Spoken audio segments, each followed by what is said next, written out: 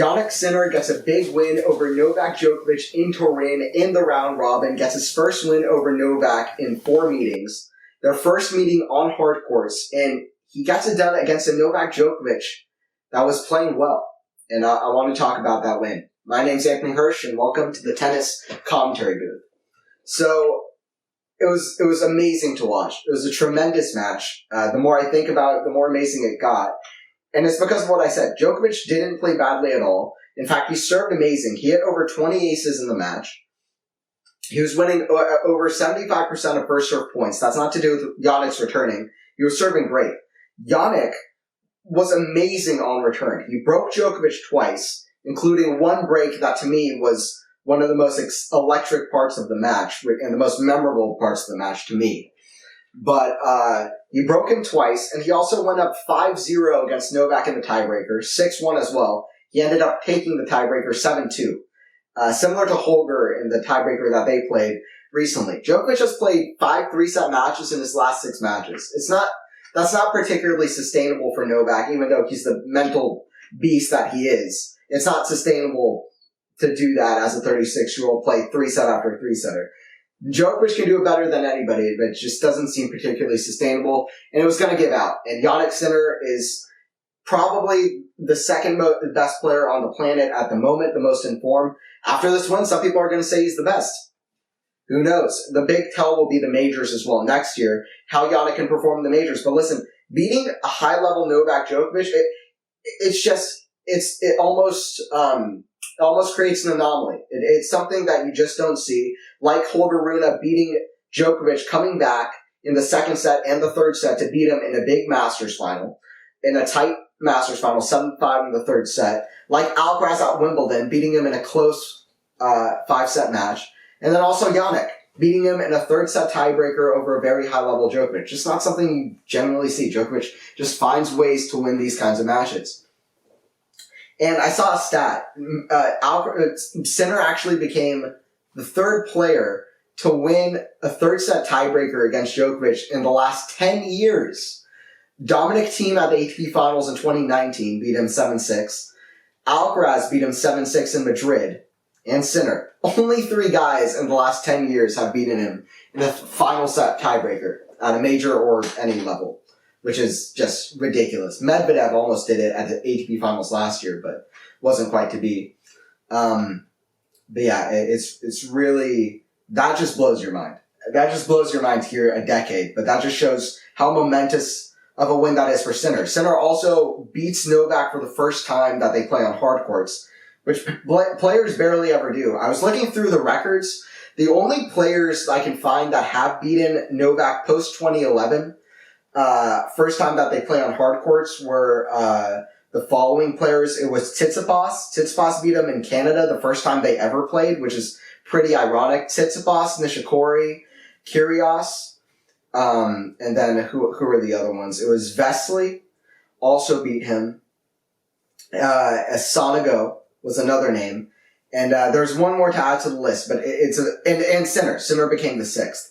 So it's first of all, it's a very weird group of guys, but second of all, very few players have done that. I mean, back in the day, Rafa and Roger beat Novak the first time they played him on hard courts, but they were two of the best 2 players ever, and Novak was like 18 or 19 the first time he played them, and not the Novak that we know today.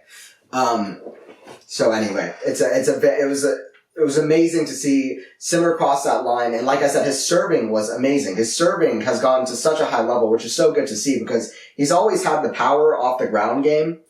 And he's always had the height for the serve, just something with the motion. And he's been tinkering. And he kind of figured it out. But he hit so many aces. It felt like he hit about 40 aces in the match because I was so excited every time he hit an ace. Because this was the problem in their head-to-head. Novak might be the best returner we've ever seen.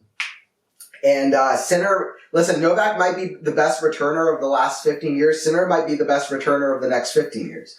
It's like, but now Sinner's figured out the serve as well. Novak, in their head-to-head previously, was breaking Sinner all over it. That was the big thing. And when it got to the tight moments, Sinner didn't have the confidence in the serve.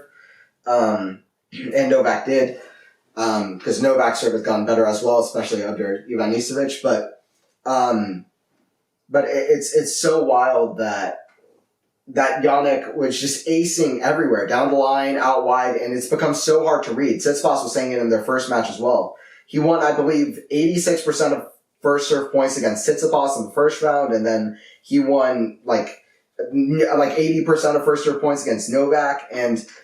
But it's the second serve return. Listen, Djokovic doesn't have the stat for the year for the highest percentage of first serve return points won or second serve return points won. First serve return points won goes to Alcaraz because Alcaraz is so fast. He gets every serve back. And he's so good at neutralizing the return and just finding a way to get into those points quite well. But Sinner on the second serve, I mean, he just annihilates the ball, and he's just. It's amazing to watch his balance, his reach, his athleticism moving into the ball, even when it's coming towards him with pace, and still being able to be aggressive and generate more and more pace, move into the court. And he was using variety as well. He hit a lot of drop shots against Novak. That's not something I'd seen him play before. He's coming into net a bit, but especially drop shots. Drop shot was a big thing. He must have hit at least 7-8 drop shots today against Novak. He hit a lot, and they were working. And that was a big play in their head-to-head today as well, or in their match today to kind of turn their head-to-head. But yeah, first time on hard courts, and it's going to be interesting to see how they play next year. I was personally always excited to see a Sinner versus Djokovic match, and this was superb. And speaking of that game, at 5-5 in the first set, it was 40-love for Djokovic, 5-5.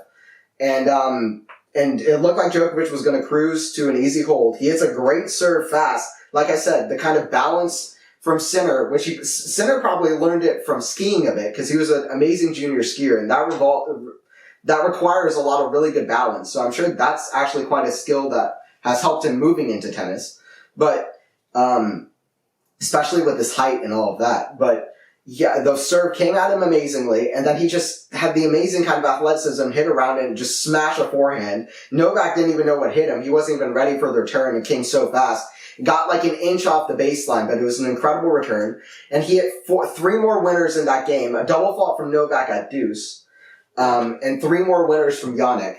And Jannik was just hitting winners all over the court, was just amazing to witness. And I don't know, it was so cool. And I don't know, if he didn't hit that winner and just went an inch out instead of an inch in, I mean, what would have happened? Maybe it went to a tiebreaker, and maybe it would have gone the way of Novak at the start. Who knows? But either way, whatever happened, it was a very tight score every single set. It was 7-5, 6-7, 7-6, two straight tiebreakers. The first one going to Novak 7-5, second one going to Sinner 7-2. And I don't know. This is a matchup that at Wimbledon I thought was electric. Jannik coming back in the first set, then pretty much schooling Novak in the second set before Novak played some of the best grass court tennis of the last 10 years in the last three sets to beat Sinner, as he often does when he's down 2 sets to love. But I still thought the matchup was really amazing. Jannik is obviously a more aggressive player than Novak, but in a lot of ways they really reminded me of each other, the athleticism and the reach they had on the court. And they kind of just come at you with winners, like just out of nowhere when you're not really expecting it. They just find a way. And I don't know, they remind me of each other in some ways. And kind of like the open stance, one hand, backhand slide, they both like to do a lot as well. And it's just that kind of thing. There are other reasons as well. And I don't know, they have a good friendship between each other, which is good too. It seems like a good relation. But yeah, it was a really cool match, and it was youngster taking on the GOAT, and now the last three guys that beat Djokovic are Holger Rune, Alcaraz, and Sinner. Alcaraz, Sinner, and Rune. And I think it's a great sign that the young guys are able to mentally step up against the big guys, the greats like Novak, because that's what we were waiting for a long time. For these younger players to be able to step up mentally, even when the big three are playing really well, like Djokovic was at Wimbledon, like Djokovic was here, and be able to find the win anyway. And that's, I feel like that's what we've gotten with this kind of new generation. That's what makes it super exciting. And, I think Sinner is a big guy to watch in Australia. I don't know. I think Carlos is going to be back, with a vengeance. I want to make a video on Alcaraz as well. Hopefully, I'm hoping that's the next video I kind of put out. But I think that I don't know if Alcaraz will be able to do in Australia, which plays a bit quicker. He's not really used to the conditions and as much because he's only played 5 main draw matches there ever. Alcaraz, but Sinner plays really well in Australia. He's made the 4th round of every single major twice, and he just turned 22. It's like, this is a guy that's been consistent, and he's just been improving, and I'm so glad he's seeing the success because, listen, it takes hard work. Jannik's worked hard. He's tinkered the serve. He's just focused on himself, focused on getting better, and just straight up, and just being genuine with himself, introspecting on himself, his game, and figuring out what he needs to do. And yeah, he's had obvious flaws, very obvious flaws, but he's had obvious strengths that I think make it exciting, even though he keeps losing 5-setters at the majors against Zverev and against Altmaier at the French and against Tsitsipas in Australia and against Alcaraz in U.S. Open, but that's the next step. The next step is best of 5, but it's not been an easy road.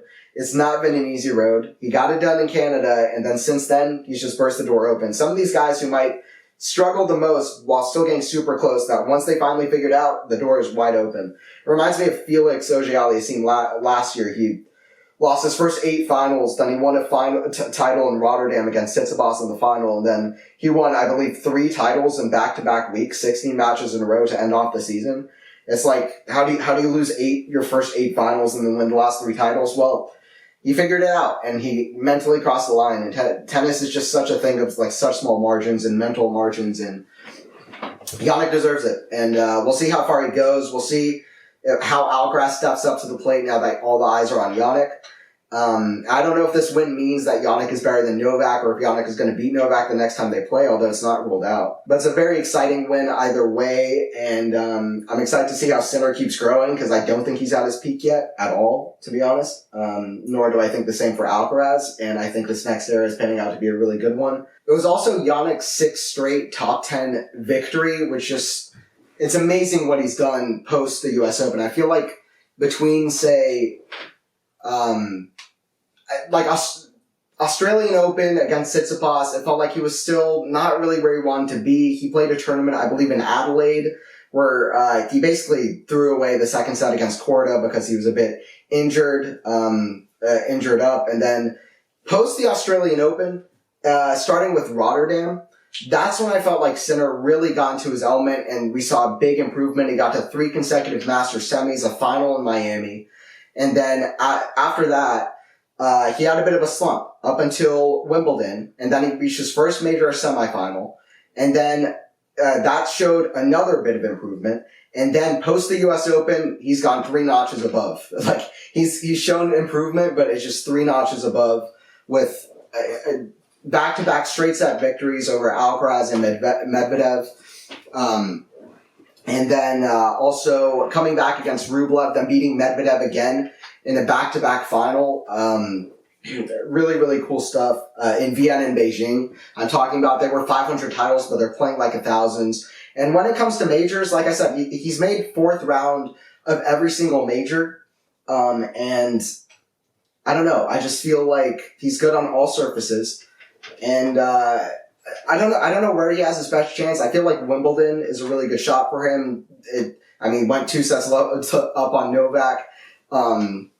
In 2022, he made the semis of 2023, his only major semifinal so far, although he will reach more, I'm sure. And he has the big game for it. So Wimbledon makes sense. U.S. Open could also be one. I think it could be anywhere. I think he's going to have a much better clay swing next year, which I think could help him points-wise as well if he really shows up on the clay, where those are where he can gain some points. I don't think he's going to go down the rankings. I think he's going to keep his spot. I think he's going to keep doing really well in Masters, maybe win more Masters. That's the hope for 2024, so it's cool that he showed up. Australia does play a bit quicker, which could be good for him. I do like how he plays in Australia, although 2 losses to Tsitsipas the last couple of years, but listen, he beat Tsitsipas pretty badly in Rotterdam following his Australia loss. He beat Tsitsipas just now in Turin, although Tsitsipas, I don't know if he was 100% healthy. But I think Australia is a big place to watch, and probably more than RG. And then, Wimbledon, US Open would probably be my top 2 events, particularly knowing that Sinner, after the Zverev match, I do feel like it's notable. He does struggle in the best of 5. He does struggle in these tight matches. It's not something that I think he can't get over. I think he will win a lot of those kind of long, tight matches in time.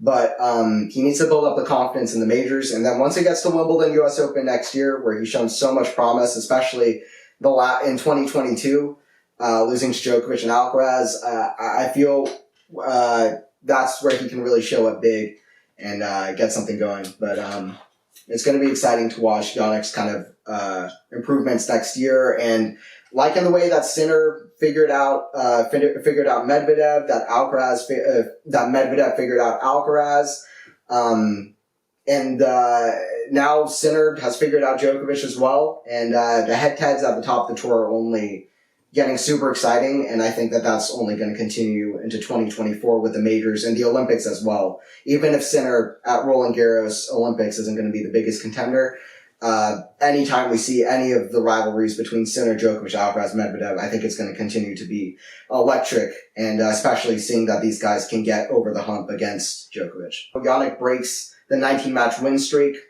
of Novak, and Novak's not going to be... I don't think everybody loses. He was going to lose, especially having such close matches against Greek sport Rune Rublev. It almost became comical at a point. Like, Novak keeps playing 3-setters, and it's like, okay, but he always finds a way through. It almost became comical, and it was always going to give out. So it makes sense that it was Jannik who found a way through, and it was just amazing the way that Jannik did it. And with Jannik's serve getting so much better, I feel like it's given him a lot of confidence. And feel like it's given him a lot of freedom for the rest of his game, knowing he can rely a little bit more on his serve. I feel like as good as the rest of his game was, I feel like it's only made it so much better now that the serve's gone better as well. And it's so cool to see a guy with so much talent. And sometimes you have to look a little bit more under the surface, but he comes up with such amazing winners, such as at 5-5 30-all in the last set, where he had an absolute stunner forehand just out of nowhere, whipped down the line, which must have been triple digits. And it's so cool to see a guy so talented finally figuring it out and getting to the place where he kind of deserves to be. And even after kind of a disappointing second set where Novak took the win, getting a little bit at the crowd as well, was Novak. The Italian crowd, uncharacteristically against Novak. Novak seems to always like the Italian crowds, but the crowd was against him, which might have gone Novak's head a little bit. But, and then the third set, Jannik was up a break 4-2. Novak got the break right back, and Jannik could have gotten super discouraged, but that's what made this win so impressive, and that's what makes the new generation feel like they're doing some things that are a bit of an anomaly. Although, let alone against a bit of an older Djokovic now, but a Djokovic who still won 3 of the 4 majors this year, so they're doing something right, and Jannik has really peaked to something amazing, and it's very good to see, and he's deserved every bit of it. But yeah, I might do more videos on Turin. I want to do a video on Alcaraz and what I kind of think about him at the moment, because I have a lot of thoughts. But yeah, there's a lot more coming on this channel. There's a bit of a new setup here as well. The channel is called the Tennis Commentary Booth. I might even rebrand. So if you see a channel with the name, for example, something I'm thinking about is renaming it Anthony's Tennis Hub. Let me know what you think about, if you're hearing this at the end of the video, let me know what you think of Anthony's Tennis Hub as a name, because it's something that I thought about, or what you think about me changing the name in general, but don't worry if you see that name. That is just this channel, and I'm hoping to post a lot more videos on here. And don't forget to subscribe, Quality Shot Tennis as well, where I do a lot of live streams on there. I'll be streaming the Rublev-Alcaraz match tomorrow, as well as the Medvedev-Zverev match tomorrow as well, and doing live commentary for that, watching the match in real time, doing a bit of a play-by-play, and just watching along, giving some insights, hopefully. And yeah, so you can subscribe on there, and I also do a podcast on there as well called Tennis 360. So make sure to check all of that out, and stay tuned on this channel, and I'll see you guys at the next one. What a win for Jannik Sinner.